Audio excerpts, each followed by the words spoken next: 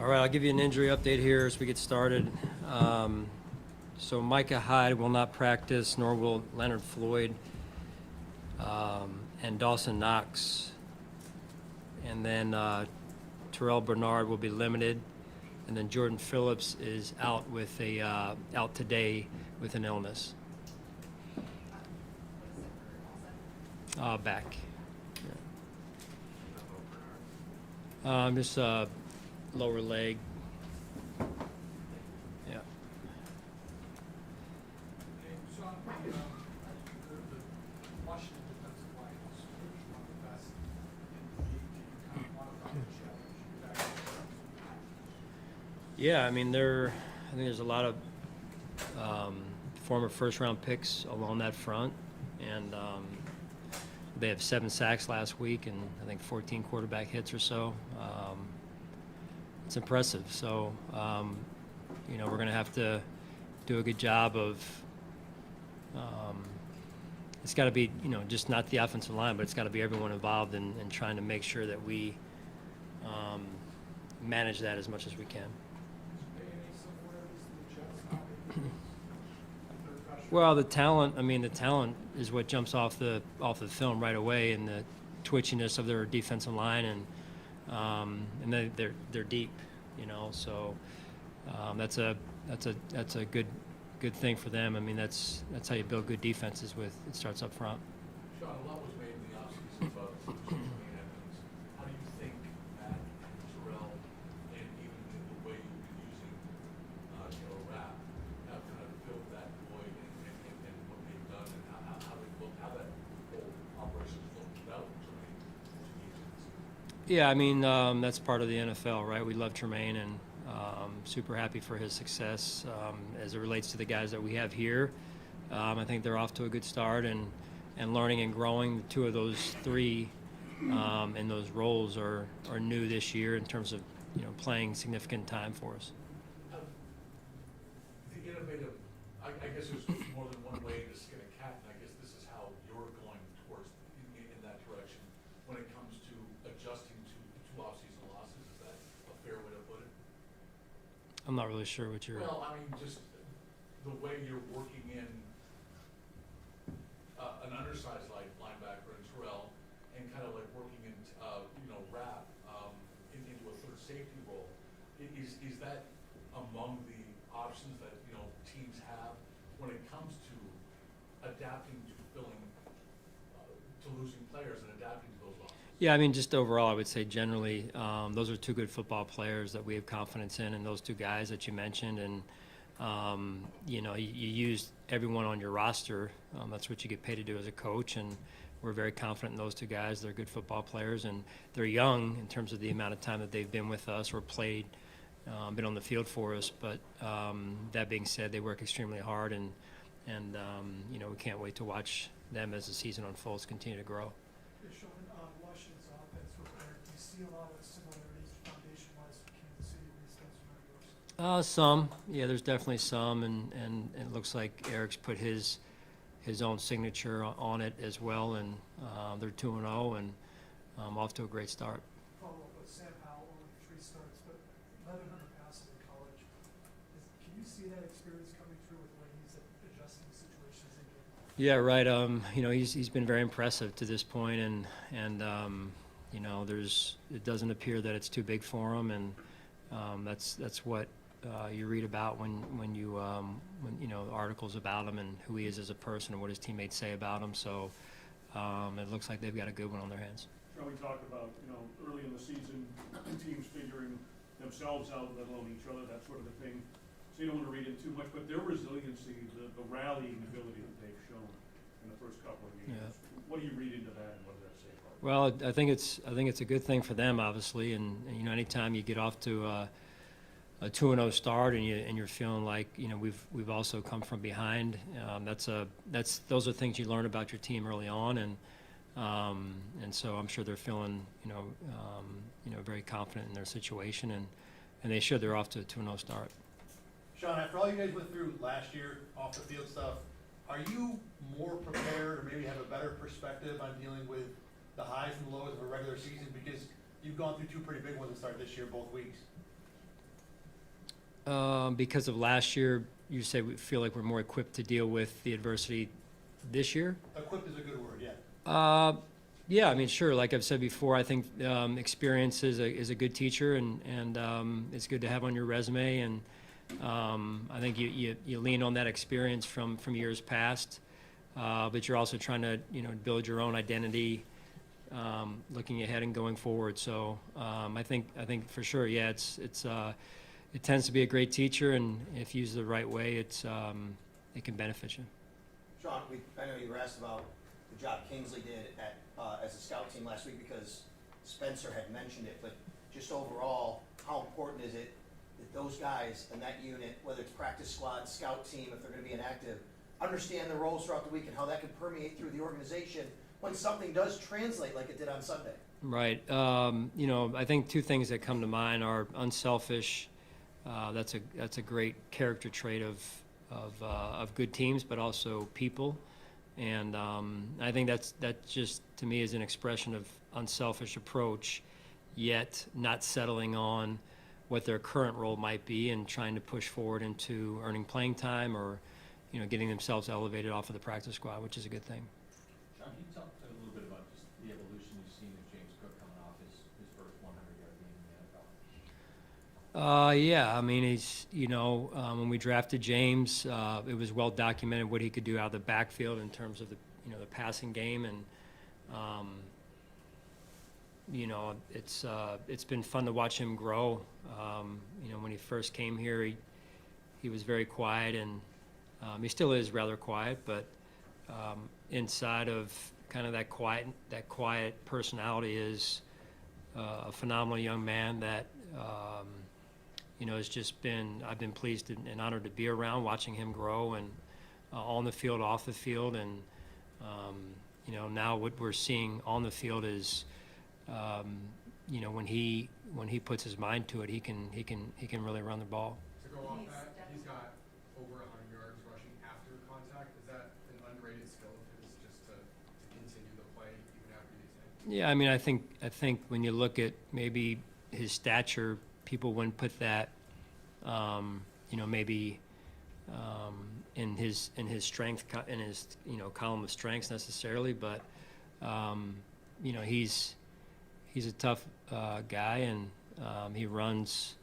when he runs with a purpose. He runs that way as well. In terms of he's tough to bring down, and probably plays bigger than he looks. Sean, You mentioned kind of- he's run out of his shell some, even though he is definitely still quiet. How do you see that kind of balance show up of, he is showing a little more personality, it seems, from our vantage point? Yeah, I think just him getting comfortable and trusting the environment a little bit more, and everyone's different. Everyone has different personalities, and I love the fact that he's true to himself and lets his play do most of the talking for him, and he loves football, and I have a lot of respect for that. Sean, maybe a little bigger picture here. You were just asked a second ago about what you all went through last year. Look at what Washington's been through as a franchise. 2-0 start. What does that say, maybe, or speak to what you know about Ron or his leadership and the influence that can have in situations? Yeah, I mean, Ron, I think he just won his 100th game, right, as a head coach. I mean, that's a heck of an accomplishment in and of itself, let alone with everything that's been going on, and I don't even pretend to know everything that's been going on. But he's a great leader and a great head coach, and all the accolades he's received. I think he's got Coach of the Year twice, I believe. I know he's been up for it at least twice, or a finalist. So he's well deserving of all the attention he gets. Are there aspects of that have influenced you? I'm sorry? Are there aspects of that have influenced you? Yeah, I mean, you learn from those around you. You try and take the best that you see from those around you, and I've learned a lot by being around Coach, and whether it be in Philadelphia for those years working under Andy Reid, both of us, or in Carolina when I was working under Coach Rivera. Sean, Just speaking alluded of to Miles, it, there's a lot of, you just alluded to it, there's a lot of branches to that trait. Mhm. Is it harder or easier to coach against people you coach with? I think when you first start, when you kind of go off and you first start, it's something different that week. But once you've been around it a little bit, and now with as many people kind of that branch that are out there. There's quite a few of us out there in the league now that have been out there for a number of years. So, it's a little bit more of respect, number one, but also, hey, we both have a job to do. Speaking of milestones, this is your 100th game. Anything that stands out over, reflect back to 2017 and what might stand out over this 100 game stretch? You're about to say 100 years? Sorry. Yeah. If we're both here in 100 years, we're both in trouble, man, right? I'm grateful. I really am. It's, when you get a job, you're never sure how long it's going to last, and especially in this day and age, regardless of what the job is, it seems. And I'm grateful for the people that have been around me to help me and my family, and we've had some great players as well. So, and as you mentioned, Ron, and all the people that I learned from. I mean, you don't get into this job. You can get into this job sometimes, but it comes and goes rather quickly if you're not prepared. So I'm thankful to all those like Ron that helped me be prepared. Sean, you guys have faced a couple of the top end wide receivers in week 1 and week 2.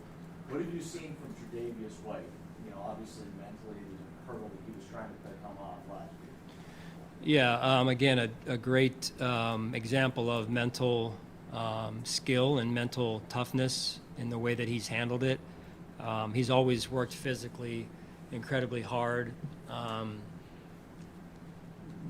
And then to watch him come back last year and battle through knowing he wasn't himself, for him knowing even he wasn't himself, and now, this season, being able to close that gap like he has, and each week get better and better is again, I think, a testament to his mental toughness and skill. Are you starting to see glimpses of pre-injury Tre'Davious White now? Flashes, yeah, and I think with more time that passes, we'll see more and more of it.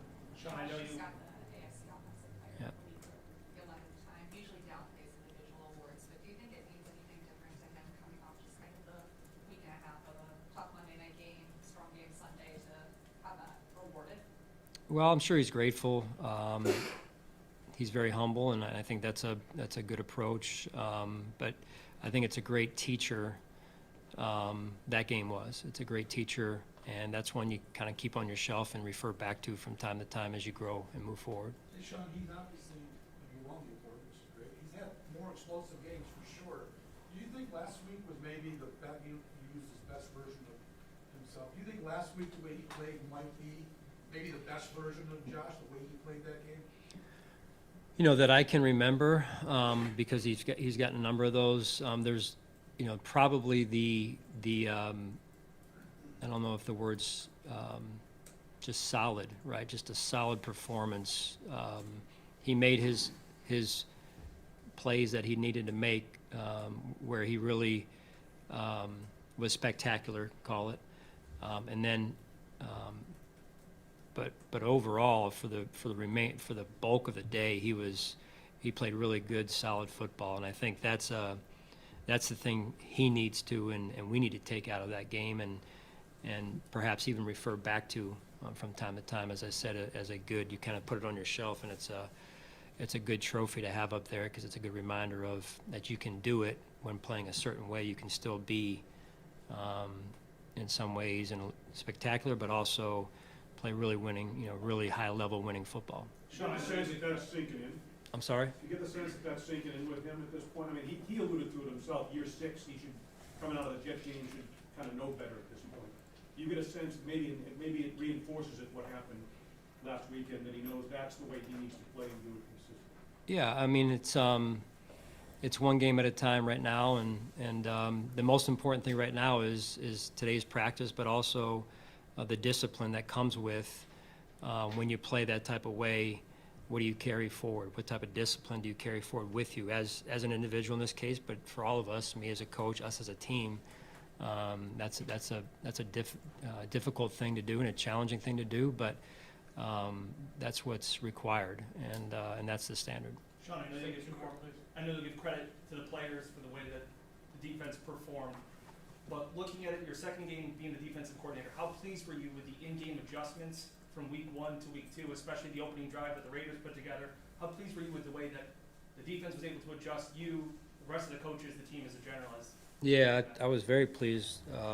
Sometimes you don't see those things or it's not talked about, but the staff, I thought, did a phenomenal job really staying linked up and communicative in terms of what was going on, and the players were not phased. They settled in and executed, and like I said, I felt like I could have put them in some better positions early in the game, and that's on me. So, just overall, I think that was probably something that's not talked about a lot, but the in-game adjustments are very important. Is that something that you had to knock some rust off too from week 1? I know you did the preseason, but week 1 to week 2, when to talk to players, you're watching the game, you're doing like you said, multiple hats. Was that something that you had to get back in the groove of? Yeah, I'm still knocking. I'm still knocking some of that rust off. Yeah. Sean, was that first touchdown the Raiders scored an illegal play? In what way? He caught the ball past the line of scrimmage and already had 2 offensive linemen out in front. Yeah. Was it? Well, I guess not. I can't. Don't get me fined.